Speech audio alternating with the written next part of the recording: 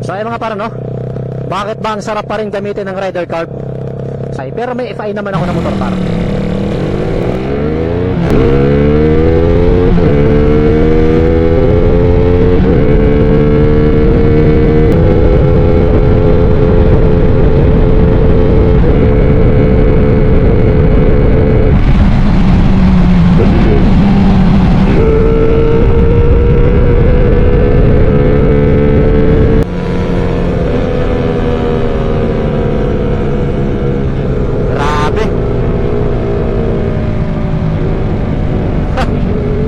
Acceleration par.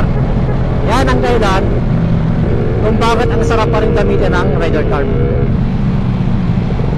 Napakadaling i-modify, napakamura ng mga pyesa, hindi mabusisi, hindi natin kailangan ng mga sensor. Diba? So ito par motor ko, plug and play lang yan para, wala yung mga sukat-sukat. Pero kita naman kumanak par, sa maiksiyan, sumasagad kagad yung takbo natin. Diba? Basta't nakatiming na maayos yan, tatakbo ng maayos yan.